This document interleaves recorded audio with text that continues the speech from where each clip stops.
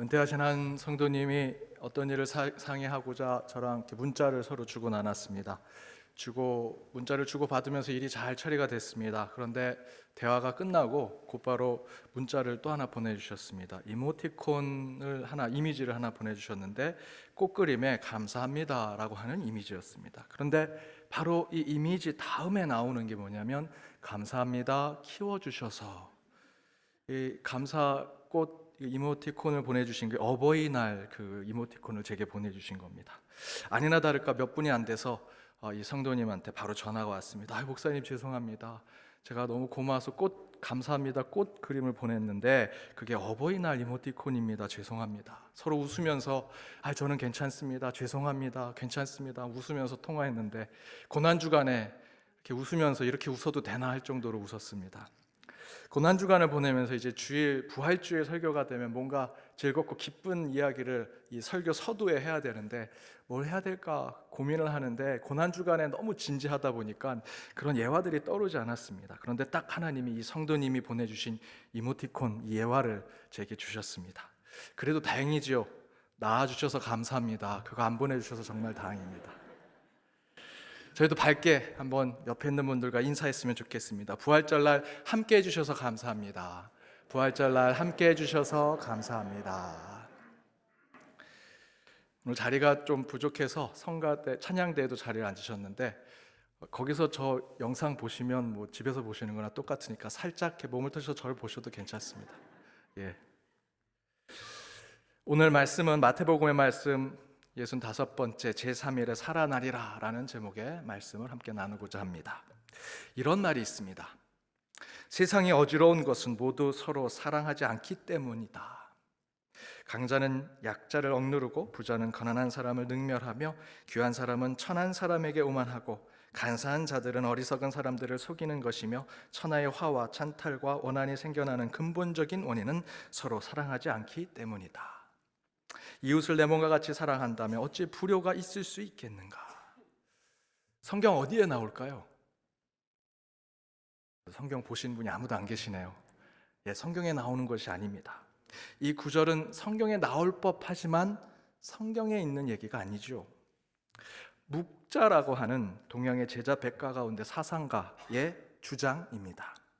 제자 백가 여러분 아시죠? 중국의 춘추 전국 시대에 세상이 어지럽고 혼란스러운 가운데 곳곳에 뛰어난 사상가들이 나왔습니다. 그들이 자신의 사상, 철학, 정치, 이념을 가지고 곳곳에 이 어지러운 세상을 바로 잡아보려고 했던 그때 그 제자 백가의 사람들을 제자 백가의 시대라고 이야기합니다.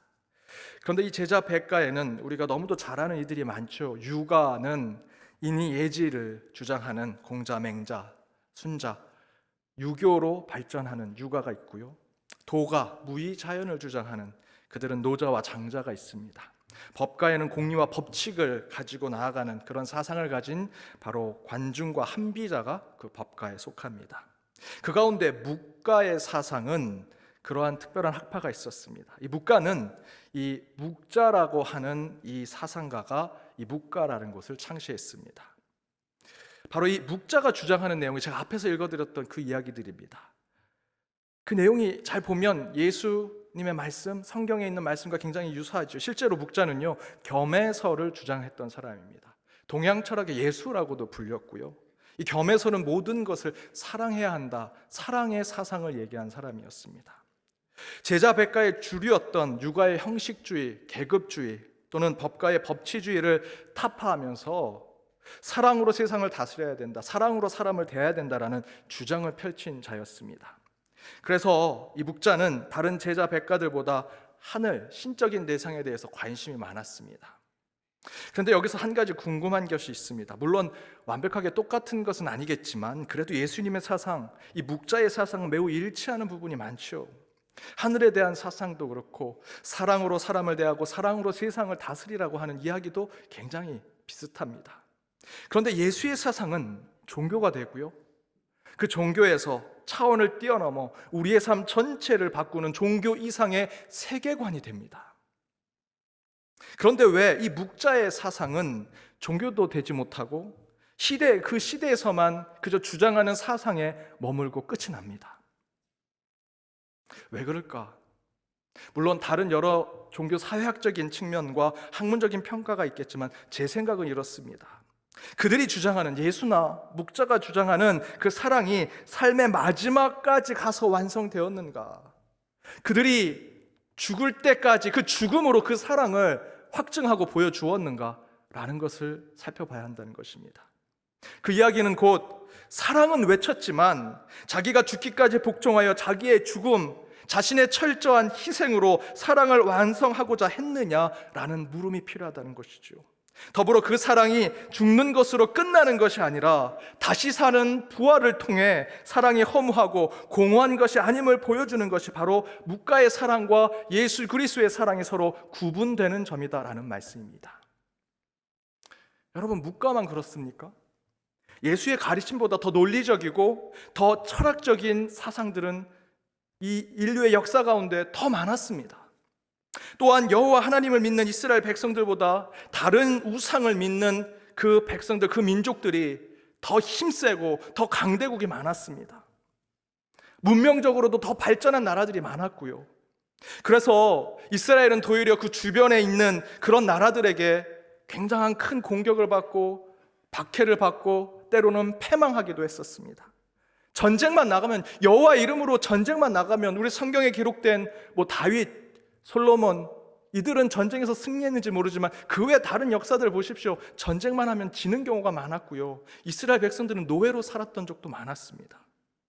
도리어 그 주변에 있는 나라들이, 이방의 우상을 섬기는 나라들이 그 여호와 하나님을 믿는 이스라엘 백성들을 보고 너희들이 믿는 여호와 하나님은 패배한 하나님이다. 전쟁에서 항상 지는 패망의 하나님이다. 노예의 하나님이다. 라고 부를 정도로 그런 굴욕을 당했었습니다. 그런데 문제는 그때 그렇게 대단했던 나라들, 대단했던 제국들, 그 대단했던 세상을 호령한 왕들과 수많은 우상들, 지금 어디 있습니까? 묵자의 주장이 그렇게 대단한 정말 아름다운 사상과 철학이었는데 왜 지금은 그 누구도 관심이 없고, 오늘 처음 들으신 분도 계실 겁니다. 그런 사람이 있었는가? 아무도 알지 못하는 사상과 학문으로 전락했을까?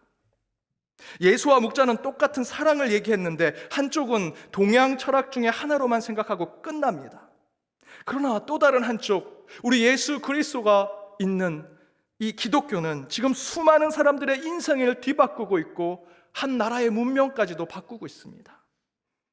저는 그 차이가 바로 예수 그리스도의 부활 때문이라고 믿습니다. 전쟁에서 실패한 신인 여호와 하나님을 자신의 아버지라고 부르던 예수 그리스도, 이해가 되십니까? 그때 당시 사람들이 이해하겠습니까? 지금 너의 나라는 로마 제국의 지배를 받고 있어. 그런데 왜 자꾸 여호와 하나님을 얘기해? 로마 제국의 지배를 받고 있음에도 불구하고 노예와 같은 식민지 나라인 이스라엘이 섬기는, 과거에 실패했고 전쟁만 나가면 패배했던 그 여호와 하나님, 그런데 그 여호와 하나님의 나라가 곧 올 것이라고 곳곳에서 얘기하는 그 예수, 나사렛 예수, 세상이 두려워하는 강대국, 힘센 나라들, 역사에 기록될까 말까 할 텐데 아무런 힘도 없고 이름도 없고 그저 자기를 따르던 사람들에게도 배신을 당했던, 그래서 십자가에서 가장 비참하게 죽은 그 갈릴리 나사렛 예수. 여러분, 이 예수를 누가 기억하겠습니까? 예수님은 책 하나 쓴 적 없습니다. 글 하나 남긴 적 없습니다. 그런데 어느 순간 수많은 사람들이 폭발적으로 예수가 하나님이다, 예수가 우리의 왕이다, 예수가 나의 주인이십니다 라고 외치며 나아가기 시작합니다. 그가 우리를 구원할 그리스도인이다, 그리스도다라고 외치면서 버젓이 로마 황제가 있는데, 버젓이 유대 땅에 수많은 분봉왕들이 있는데 그들 대신에 그 예수가, 팔레스타인의 그 청년 예수가 나의 주인이요 나의 왕입니다 라는 그런 고백을 하는 사람들이 날로 늘어나기 시작합니다. 바로 그 시점이 언제입니까? 예수님께서 죽고 3일 만에 부활하시고 얼마 안 된 시점에서 그런 사람들이 늘어나기 시작했습니다. 그것이 성경의 증거고요, 역사적 기록에서도 그렇게 증거하고 있습니다. 예수 부활 이후, 예수의 부활의 소문 이후에 얼마 되지 않아서 수많은 교회들이 세워지고 예수를 믿는 자들이 늘어났다. 그래서 세상 사람들도 궁금해합니다. 도대체 어떻게 로마 황제가 점령한 곳곳의 그 유럽 땅에 예수는 나의 주인이십니다, 예수는 나의 구원자이십니다, 예수는 나의 왕이십니다라고 고백하는 그리스도인들이 날로 늘어났을까? 분명히 그렇게 얘기하면 로마 제국의 창과 칼이 그들의 목을 겨눴을 텐데, 그들의 목숨을 겨눴을 텐데, 그럼에도 불구하고 곳곳에서 예수가 부활하셨습니다, 예수가 나의 주인이십니다, 나의 왕이십니다 라고 고백하는 이들이 날로 늘어났고, 동시에 그들이 모여 교회가 하나 둘씩 세워지게 됩니다. 로마 제국의 가장 중요한 도시마다 교회가 세워집니다. 그런데 그걸 아무리 설명하고 학문적으로 주장하고 논문을 써도요, 세상 사람들 이해를 못합니다. 왜 그럴까요? 그 이유는 단순합니다. 그들은 믿지 않기 때문입니다. 수용하지 않기 때문입니다. 곧 그들은 바로 예수가 부활했다는 그 사실, 그 역사를 받아들이지 못하기 때문이라는 것입니다. 부활 후에 기록된 예수 제자들의 기록들, 성령의 체험들, 초대교회가 개척해 나가는 그 교회들의 이야기들, 그 기록들은 부활 외에는 그 어떤 것도 설명할 수 없습니다. 예수의 제자들은 예수가 죽었을 때 예수를 부인하고 부정했던 사람들이지요. 여러분, 예수의 제자들이 어떤 사람들입니까? 사람들이 두려워서, 사람들이 무서워서 예수가 십자가에 죽은 이후에 자기들끼리 모여서 꽁꽁 숨어가지고 덜덜 떨었던 사람들입니다. 3년 동안 예수를 그렇게 쫓아다녔음에도 불구하고 믿음이 제대로 새겨지지 않았던 자들입니다. 그런데 그들이 예수가 죽고 수십 년이 지난 것도 아닙니다. 몇 주가 지나서 성령을 받고 밖에 나가서 외칩니다. 예수가 부활하셨습니다. 예수가 우리의 주인입니다. 우리의 하나님, 우리의 구원자입니다 라고 외치더라는 것이죠. 사람들은 다 알고 있습니다. 그들이 무식한 자들이라고. 그런데 그 무식한 자들이 어느 시점에 갑자기 세상에 뛰쳐나와 예수가 우리의 왕입니다, 로마 황제가 왕이 아니라 예수가 우리의 왕입니다, 유다의 왕들이 우리를 구원할 자가 아닙니다, 예수가 우리를 구원할 그리스도입니다 라고 외치기 시작하니 성경은 3,000명, 5,000명, 7,000명 사람들이 개종하고 회심하더라 증거하고 있습니다. 이것이 단순히 성경의 과장된 기록이라고 여러분 생각하십니까? 만약에 그렇게 생각하신다면 한번 이 얘기를 해보지요. 그렇게 허황되고 과장된 얘기였다면 벌써 들통나지 않았을까요? 세상에 그렇게 똑똑한 사람들 많고, 종교에 대해서, 특별히 우리 기독교에 대해서 그렇게 비관적 사람들이 얼마나 많습니까? 특별히 요즘 이 코로나 상황 가운데 어떻게 하면 예배 못 드리게 하려고, 교회 끌어내리게 하려고 하는 사람들 정말 많습니다. 원래 이 자리에 우리 찬양대가 서야 되죠. 저희도 준비했습니다. 부활절 날 정말 기쁨으로 우리 찬양대에게 부탁해서 짧지만 두 곡 함께 정말 은혜롭게 부활주일 찬양을 부탁했습니다. 그런데 며칠 전에 구청에서 연락이 왔습니다. 찬양대 서지 말라고, 솔로만 마스크 쓰고 하라고. 제가 이렇게 오늘 이성은 목사님께 말씀드렸더니 지난주 막 화를 내시더라고요. 부활주일인데 찬양으로 영광 돌려야 되는데 너무 답답하고 화가 난다고. 여러분, 지금 세상 사람들 요 모니터 하나 보고 교회가 어떻게 예배드리는지 그거 다 지금 찾아보고 있습니다. 조금이란 문제라도 어떻게 하면 우리를 공격하고 문제 삼으려고 하고 있습니다. 그런데 여러분, 그 수많은 세월이 지났음에도 불구하고 그 역사 속에서 예수의 부활 얼마든지 부정할 수 있지 않겠습니까? 그거 가지고 우리 기독교를 흔들 수 있을 텐데 어떻게 됐습니까? 2000년 동안 우리 믿음의 선배들이 예수가 부활하셨다, 예수가 우리의 왕이다, 예수가 우리의 하나님이다라는 그 진리를 끝까지 지켜냈습니다. 그 수많은 사람들이 그렇게 공격하고 비난하고 비판했을 텐데 그럼에도 불구하고 목숨을 가지고 그 진리를 지켜냈죠. 지켜내기만 했습니까? 그 소식을 가지고 산을 넘고 바다를 건너 지금 우리에게까지 127년 전에 제임스 케일 목사님을 통해서 우리에게 그 복음을 전했고, 우리가 지금 그 부활하신 하나님을 예배하고 있는 것입니다. 부활이 아니고서는 설명할 수 없는 것이지요. 어느 누구도 이 묵자의 이 사랑을 목숨을 걸고 전하지 않습니다.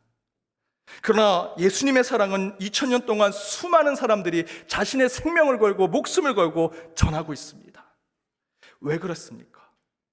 그 사랑이신 예수님께서 우리를 위해서 죽고 그 사랑이신 예수님께서 우리를 위해 부활하셨기 때문입니다. 할렐루야. 그런데 오늘 말씀을 보니 우리 예수님은 자신의 고난과 죽음을 미리 알고 계셨고요, 더불어 죽고 3일 만에 부활하실 것을 예고하고 계십니다. 우리 18절과 19절을 함께 읽겠습니다. 보라, 우리가 예루살렘으로 올라가노니 인자가 대제사장들과 서기관들에게 넘겨짐에 그들이 죽이기로 결의하고 이방인들에게 넘겨주어 그를 조롱하며 칙칙질하며 십자가에 못 박게 할 것이나 제3일에 살아나리라. 물론 이 순환 예고와 부활 예고를 하신 것은 제자들에게 내가 누구인지, 예수님이 누구인지를 직접 알려주시려고 하는 주님의 의도가 있었죠. 그러나 바로 그 당시 이 말씀이 선포될 때 그 제자들은 그 예수님의 의도를 파악하지 못합니다.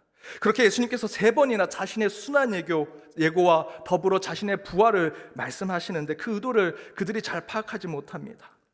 그럼에도 불구하고 제자들은 예수님 그럴 리가 없습니다. 예수님이 고난받고 십자가에 달려 죽고 그럴 일 없습니다. 지금 예루살렘 입성하지 않으셨습니까? 이제 왕이 되셔야죠. 세상을 바꾸셔야죠. 이제 저와 우리를 이 장관으로 세우시고 행동대장으로 세우셔서 세상을 좀 바꿉시다. 자꾸 죽는다는 얘기하지 마십시오. 제자들이 그렇게 얘기합니다. 하지만 그렇다고 해서 오늘 본문의 말씀이 예수님의 의도대로 되지 않았다라고 할 수 없습니다. 왜냐하면 오늘 본문의 말씀이 당시 제자들에게 전해진 말씀으로 끝나는 것이 아니기 때문입니다. 2000년 전 예수님께서 순환 예고, 특별히 오늘 본문은 3차 순환 예고로 끝나는 말씀이 아니라는 거죠. 바로 오늘처럼 2000년 동안 수많은 사람들이 이 말씀을 읽고 주님의 부활을 상상해 왔습니다. 더불어 그 주님의 부활이 이제 곧 나의 부활, 우리의 부활, 내 가정과 내 교회의 부활이 될 것이라고 확신하며 살아왔다라는 것입니다. 이제 더 이상 이 말씀은 2000년 전 십자가를 앞두고 있는 예수님께서 제자들에게 전한 예언의 말씀으로 끝나는 말씀이 아닙니다. 이제 오늘 본문에 나와 있는 부활을 예고하는 주님의 말씀은 저와 여러분, 우리 연동교회에 주시는 말씀입니다. 세상은 우리를 비난하고 교회에서 예배 드리는 것을 더 이상 못하게 하려고 늘 비판하고 우리를 깎아내리려고 합니다. 예수 믿는 것조차 문제를 삼는 시대를 살게 되어 언론을 통해, 정치를 통해, 사람들을 통해 기독교인들이 이 세상 한복판에 보이지 않는 그 십자가에게 어떻게 하면 우리를 그 정죄의 십자가에 매달으려고 세상 사람들이 그렇게 하고 있지요. 하지만 오늘 말씀을 통해 우리 주님은 이렇게 말씀하시는 것입니다. 걱정하지 마라. 근심하지 말라. 반드시 3일 안에 다시 일어설 것이다. 다시 살아날 것이다. 다시 부활할 것이다. 오늘 본문의 말씀은 코로나로 쓰러져 있는 저와 여러분의 그 심령을 다시 일으켜 세워주는 부활의 말씀입니다. 오늘 본문의 말씀은 육신의 질병, 마음의 병, 많은 문제로 죽기까지 고통에 빠져 있는 저와 여러분에게 주님께서 포기하지 마라. 3일 만에 부활했던 내 모습이 너에게 투영될 것이다 라고 하시는 부활의 확신의 말씀입니다. 부활은 2000년 전 예수 그리스도의 사건에서 끝나는 것이 아닙니다. 그것은 우리 주님의 의도가 절대로 아닙니다. 부활은 이제 우리의 믿음, 우리의 신앙, 우리의 삶이 되어야 합니다.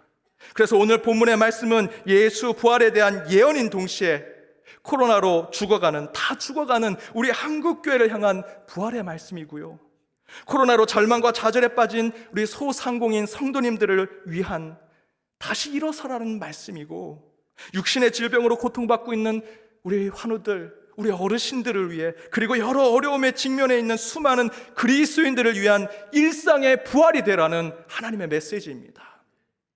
이제 진짜 부활은 예언, 신학, 과학적 증명으로 설명되는 것이 아닙니다.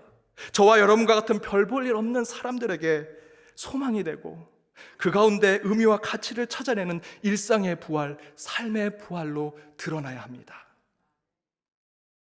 오늘 한 집사님이 군대 가셔서 예수 믿게 된 간증을 하신 적이 있습니다. 그 집사님이 군대 갔는데 최전방에 제일 추운 곳에 가게 되셨다고 합니다. 그런데 겨울에 그곳에 가게 돼서 그곳은 내무반에 있는 빨래를 제일 쫄병이 하게 돼 있다고 합니다.